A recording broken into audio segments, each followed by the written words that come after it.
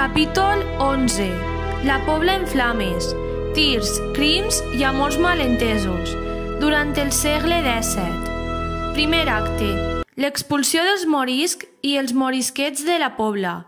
1609. A principios del siglo XVII reinaba en España Felipe III, conocido como el Piadoso. Hijo de Felipe II, reunía al gran imperio heredado de su padre con la incorporación del imperio portugués, que prácticamente mantuvo gracias a su política pacifista, llamada la Paz Hispánica, provocada por el desastre económico de la monarquía y la necesidad de recuperar la economía y el poder militar. En verdad, su padre nunca tuvo una gran confianza en su hijo. Llegó a escribir: «Dios, que siempre me ha dado tantos reinos, me ha negado un hijo capaz de regirlos». Para algunos psiquiatras, Felipe III tenía una dotación intelectual escasa o mediocre, casi en el umbral de la deficiencia mental. Este lienzo es una obra de propaganda sobre su educación. Contiene alegorías de la fama, la victoria, las virtudes cardinales y algunos de los dioses griegos más famosos. El hombre maduro aparta de rey a un Cupido que con sus ojos tapados representa los vicios. La mujer es la virtud, con una balanza que representa la justicia, la prudencia con el caduceo de Mercurio, la templanza con las riendas del caballo y la fortaleza con la espada. La verdad fue que su educación fue muy escasa, ya que no creían que llegaría a adulto. Ya como adulto, además de ludópata, solamente le preocupaban la caza, la pintura, el teatro y la música. Con Felipe III se inicia el periodo de los válidos, grandes nobles que conducían la política de la monarquía mientras que los reyes se dedicaban a sus aficiones personales. El duque de Lerma y marqués de Denia fue su válido más importante. Como vemos en este lienzo de Rubens, sus ansias de poder eran inmensas, ya que aparece posando como un rey. Era nieto materno de San Francisco de Borja y, a pesar de pertenecer a la gran nobleza castellana, tenía más deudas que títulos. También es un ejemplo que la especulación inmobiliaria y la corrupción no es patrimonio de nuestra historia más reciente. Se hizo inmensamente rico a costa de saber manejar el tráfico de influencias, la corrupción y la venta de cargos públicos. El duque de Lerma convenció al rey para trasladar la capital a Valladolid, mientras el duque se dedicó a comprar en Valladolid los palacios y casas solariegas con problemas económicos, así como solares. Cuando se trasladó la corte a Valladolid, los precios se incrementaron notablemente y el duque de Lerma vendió lo comprado. Mientras, en Madrid, cayeron los precios de las casas con el cambio de corte y el duque fue comprando en Madrid. Cuando volvió la corte a Madrid, los vendió a un precio muy superior. Por ejemplo, llegó a vender la huerta de la Ribera al propio rey. La soberbia del duque de Lerma no tenía límites. Su palacio ducal en Lerma, provincia de Burgos, se construyó con 4 torres, como podemos ver en esta imagen, aunque el privilegio de edificar 2 torres solamente lo tenía el rey. Actualmente este palacio forma parte de la red pública de paradores de turismo, sin duda la mejor del mundo. Finalmente, una conspiración encabezada por su propio hijo consiguió que el rey abandonase su confianza en el duque de Lerma. Para salvar la vida consiguió que el papa lo nombrara cardenal. En Madrid circulaba esta canción: «Para no morir ahorcado, el mayor ladrón de España se viste de colorado». Sin lugar a dudas, el acontecimiento histórico más importante en el reinado de Felipe III y uno de los de mayor trascendencia para la historia del Regne de Valencia fue la expulsión de los moriscos. Recordemos que durante la Germanía de principios del siglo XVI, los agermanados habían bautizado forzosamente a la población musulmana. De esta manera, estos musulmanes pasaban a conocerse como moriscos.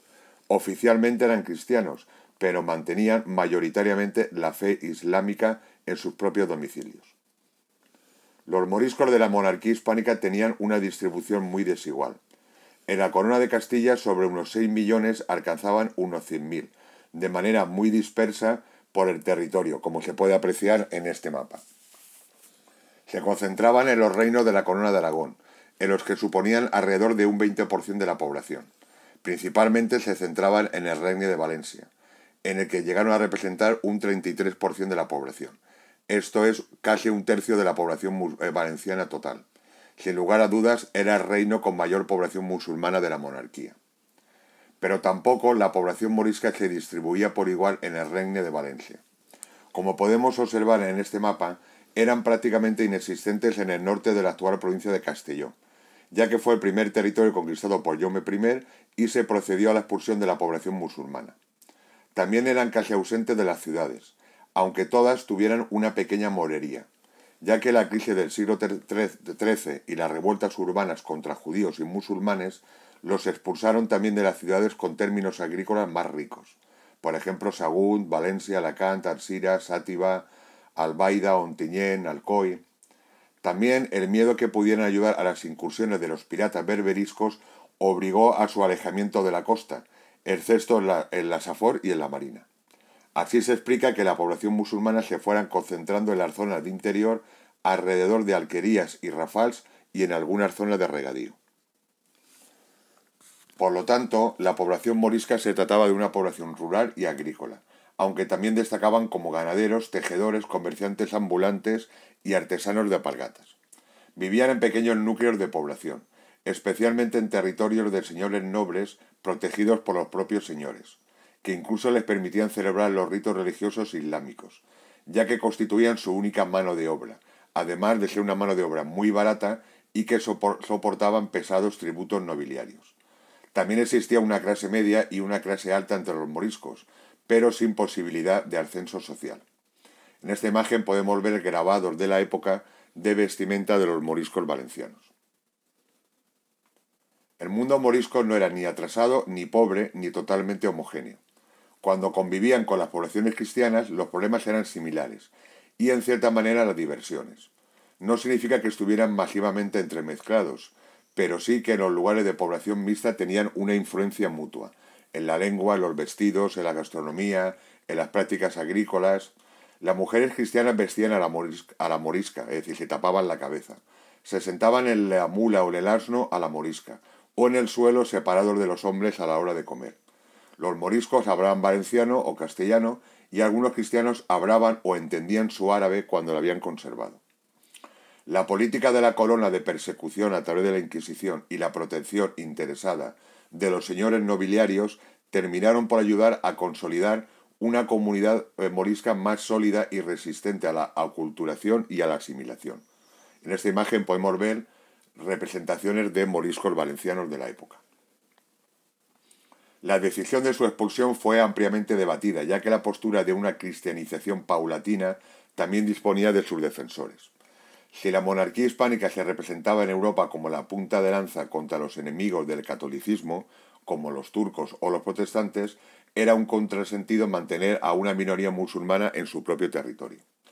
El problema central era que mayoritariamente la política de asimilación religiosa había fracasado, y un problema con una minoría religiosa derivó en una cuestión política y militar, porque se consideraban que eran un colectivo que podía ejercer de quinta columna favorable al imperio turco, en aquel momento en guerra contra la monarquía. La monarquía era consciente que contaba con el aplauso de gran parte de la población cristiana, que, además de los factores religiosos, representaban los moriscos una competencia como mano de obra barata, si bien no existieron peticiones populares para su expulsión. En la imagen podemos ver una representación de moriscos murcianos. La oposición de la nobleza que podía perder a sus baratos vasallos fue contrarrestada con la medida del duque de Lerma, introducida en el propio decreto de expulsión, que establecía que los bienes muebles que no pudiesen llevar consigo los moriscos y todos los raíces se aplicarían a su beneficio como indemnización. El camino hacia la expulsión, según algunos autores limpieza étnica, estaba así ya preparado.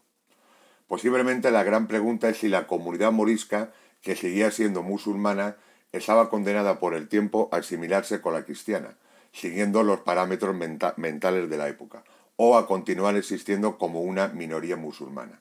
En esta imagen podemos ver una representación de la época también de una familia morisca valenciana. Así, el 9 de abril de 1609, el rey firma el decreto de su expulsión con carácter general, comenzando desde Valencia, aunque el proceso se fue alargando. El 22 de septiembre de 1609, el virrey de Valencia, el patriarca San Juan de Ribera, publica el decreto de expulsión, por el que la población morisca valenciana debía dirigirse a una serie de puertos para ser embarcados. Incluso se ordenó la deportación de los moriscos presos por la Inquisición. De nuevo, la propaganda a través del arte y la polémica histórica. Aquí en esta representación aparece el patriarca San Juan de Ribera mostrando su piedad con los moriscos. Para unos autores, el patriarca San Juan de Ribera fue en verdad el instigador de la medida de expulsión. Para otros fue partidario de su evangelización y contrario a la expulsión. A partir de este momento, desde que se decretó el estado de expulsión hasta que los moriscos consiguieron llegar a los puertos, la historia de los moriscos está rodeada de dignidad y de oprobio. Algunos señores, como el conde de Cocentaina, se dedicó a robarles ropas, joyas y vestidos. Otros señores les acompañaron a los barcos para protegerlos. Grupos de cristianos también se dedicaron a asesinarles y a robarles. Al contrario que la corona de Castilla, mucho más integrados, en lo que hubo episodios de ayuda. No faltaron las revueltas de moriscos, ya que esta al fin y al cabo era su tierra, como en la Muela de Corte, la montaña de Alcoy o la Vall de Laguar. Pero dejemos a un cronista de la época la descripción de cómo fue esta deportación y cómo nos debería servir como reflexión de otras imágenes parecidas de la actualidad o de un pasado más cercano. En orden de procesión desordenada, mezclados los de a pie con los de a caballo, yendo unos entre otros, reventando de dolor y de lágrimas, llevando grande estruendo y confusa vocería, cargados de sus hijos y mujeres, de sus enfermos, viejos y niños, llenos de polvo, sudando y carleando, los unos en carros, apretados allí con sus personas, alhajas y baratijas. Unos iban a pie, rotos, mal vestidos, calzados con una esparteña y un zapato, otros con sus capas al cuello, otros con sus faldelillos, y otros con diversos envoltorios y líos, todos saludando a los que les miraban diciéndoles: el Señor les enguarde, señores, queden con Dios. Aquí, como vemos en la imagen, un grabado de este momento histórico. También es verdad que se dieron grandes movimientos de solidaridad y de protección hacia los moriscos. El destino de este colectivo fue otra tragedia. Los que llegaron a Francia fueron expulsados, al igual que los que llegaron después a los territorios españoles en Italia, para acabar los que llegaron vivos en Estambul o en el Cairo. La mayoría emigraron a Tánger, Tetuán o Fez, pero aquí, como es que escribió un cronista de la época, no fueron tampoco bien recibidos. Llegaban vestidos a la española y hablando castellano. Mezclaban sus nombres y apellidos cristianos con los arábigos.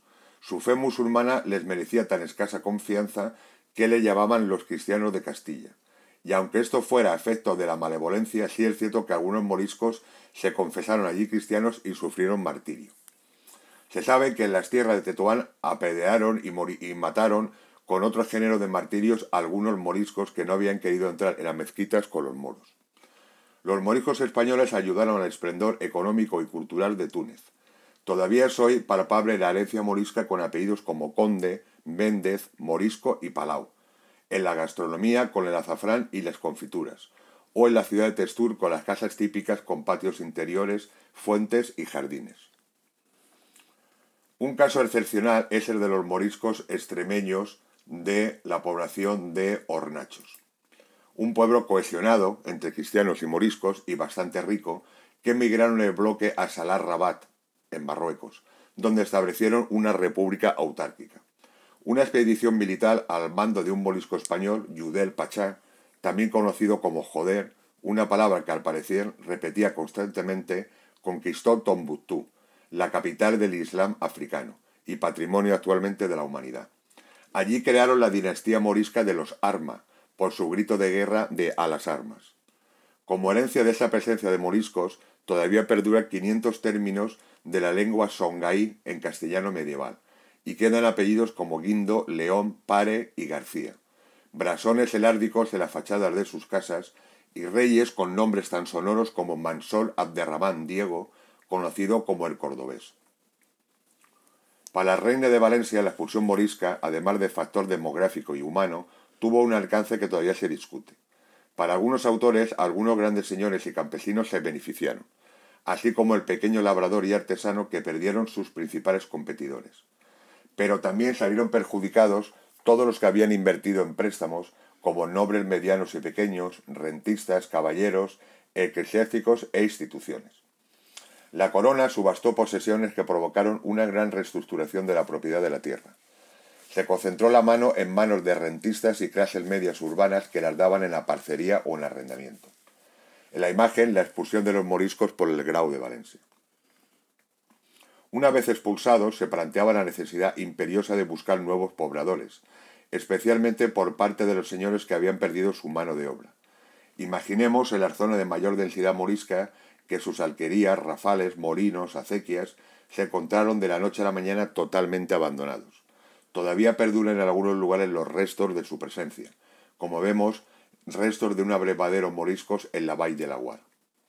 Por ejemplo, el Ducado de Gandía perdió entre el 63 y el 48% de su población.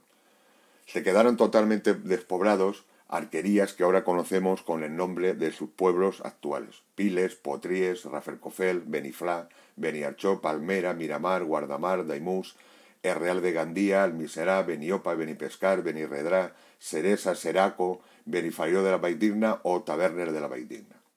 La nobleza se vio obligada a pactar nuevas cartas pueblas, en las que se estipulaban los derechos y deberes de los nuevos pobladores. Como pretendían imponer las terribles condiciones con que explotaban a los moriscos, anteriormente la repoblación fue muy lenta.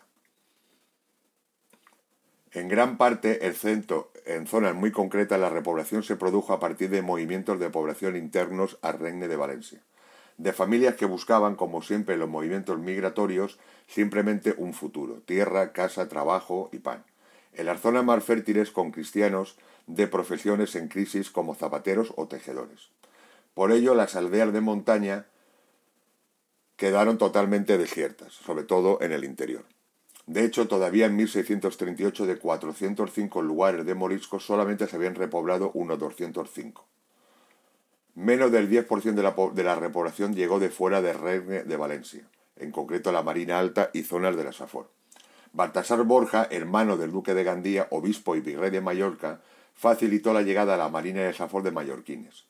En otros casos concretos, como Beniopa, Miramar, Benipescar y Benirredrà, con genoveses. En la Marina Alta, alrededor del 50% de los repobladores venían de las Islas Baleares, y han dejado su huella como en Tàrbena, en la Sobrasada y en el Artículo Sá, además de en multitud de apellidos. En esta imagen vemos restos de los muchos poblados moriscos que nunca se repoblaron, en esto en concreto La Roca y la Subieta en la Vall de l'Alcalá. En la Vall d'Albaida, la población morisca se estimaba en un 6% de la población total. Por ejemplo, en la Saneta había 44 familias en 1526. En la Navidad de 1610, después de la expulsión, solamente quedaba el cura y 2 tías suyas. Albaida, un pueblo de población mixta, perdió alrededor del 55% de su población. La repoblación dio lugar al nacimiento de nuevas vilas cristianas, pero también a la desaparición para siempre de núcleos moriscos. Por ejemplo, vemos que la alquería de Benassar en Agullent desapareció, que la alquería de Hielo dio lugar a Hielo Malferit, pero la de Cairent desapareció, la del Aljorf en Albaida dio lugar a un nuevo pueblo, que después en 1888 fue anexionado por Albaida. Vemos cómo la alquería de Quarayat, Bani Saudá, dio lugar a Benissoda, la de Atsanata, Atsaneta de Albaida, la de Carrícola, Carrícola, etc. Aquí vamos viendo cómo algunas de estas alquerías se transformaron después de 1609 en municipios como los conocemos en la actualidad. Por ejemplo, Benigànim se repobló con vecinos del barrio de Mercat de Xàtiva, dando lugar a linajes tan extendidos en esta población como Ramírez, Serrano o Úbeda. Benissoda con cristianos de Agullent. También hubo repoblaciones fallidas como las alquerías de Torralba y de Micena, la Alcúdia de Beniachar o Benicrimsi en el Ràfol de Salem. Aquí volvemos a ver cómo algunas de estas alquerías se convirtieron en vilas cristianas. Las dos alquerías de Benisequir y Cartaina, la de Cartaina desapareció totalmente y la primera acabó transformándose en Sant Pere de Albaida. Y con el resto vemos exactamente igual. Bélchida pasó de la alquería de Beldijá a la población de Bélchida. Sin embargo, Muntis, Suagres y Beniprim, que eran alquerías andalusinas, desaparecieron totalmente. Otos acabó convirtiéndose en un pueblo totalmente cristiano. Sin embargo, Torralba y Misena desaparecieron por absoluto. Algunos ejemplos que todavía quedan restos visibles es la alquería de Colata en Montaverner, que desapareció totalmente, y en este solar de la antigua alquería se edificó posteriormente una ermita, y a la derecha en Beniganim la alquería de Benifarai, que dio lugar a la ermita de Niño Jesús. Continuamos viendo cómo en el resto de la Baida al-Baida se produjeron similares movimientos. En algunos casos acaban convirtiéndose en los pueblos que ahora conocemos, como Benichar, Rafur de Salem, Salem, etc. Y en otros muchos desaparecieron por completo y solamente queda en algunos lugares como la partida de Chetá en Yuchent el nombre de la partida, y en otros muchos ni siquiera el nombre de la partida. Algunos lugares como Montichevo fueron los que más desaparecieron, y en otros, como vemos, la evolución acabó en vilas totalmente cristianas.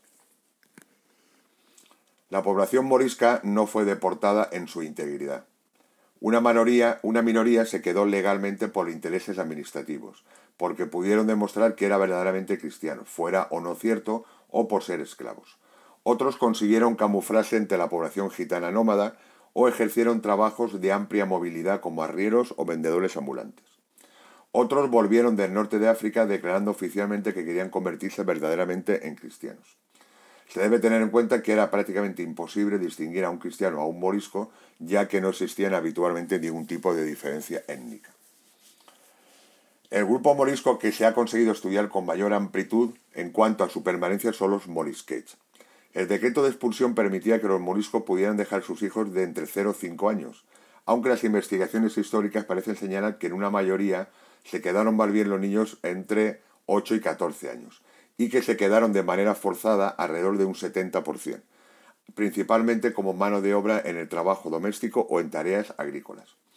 En la documentación aportada aparece el nombre de presentador o persona que presentaba que había acogido a estos niños o niñas moriscos, y algunas señales diferenciadoras, que para otros significa que eran señales que los padres realizaban para reconocerlos en un futuro. Su existencia ha dejado huellas en apellidos como Baidal, y en otros casos también es verdad que fueron niños o niñas raptados, vendidos, abandonados, o que sus padres dejaron a familias cristianas para que los cuidaran hasta su hipotética vuelta. Habitualmente este comportamiento fue patrimonio de párrocos y de las clases altas cristianas, para las que ya anteriormente a la expulsión contar con niños o niñas moriscos en sus casas suponía algo así como un toque de distinción. Al parecer, este sería el origen de la figura de la pasechadora entre la familia de la alta burguesía, por la que una niña conducía el carro de los bebés de sus ricas propietarias. Gracias al ingente trabajo de décadas de Ignasi Chinonés, se puede conocer el nombre y apellidos de los que se presentaban oficialmente, así como otros datos. Por ahora, la base de datos confeccionada por este historiador consta ya de 3.527 registros en el Regne de Valencia, de 3.527 moriscos, niños y niñas. ¿Pero qué pasó en la Pobla alrededor de la expulsión de moriscos? Como pueblo de cristianos viejos en el que la minoría musulmana que habitaba las alquerías ya las había abandonado décadas o siglos atrás, la medida no tuvo efecto, ya que la población morisca era prácticamente inexistente. Conocemos que se formó, como en otras poblaciones, un grupo de jóvenes que se dedicaron a atacar para robar a las familias de moriscos que se dirigían al puerto de Denia para ser deportados. Con todo, la grave crisis demográfica y económica en la que se sumió el Regne de Valencia con la expulsión de los moriscos también afectó gravemente a la Pobla de Rugat, que descendió notablemente su población en casi un 40%. Esto es, 600 vecinos entre 1600 y 1649.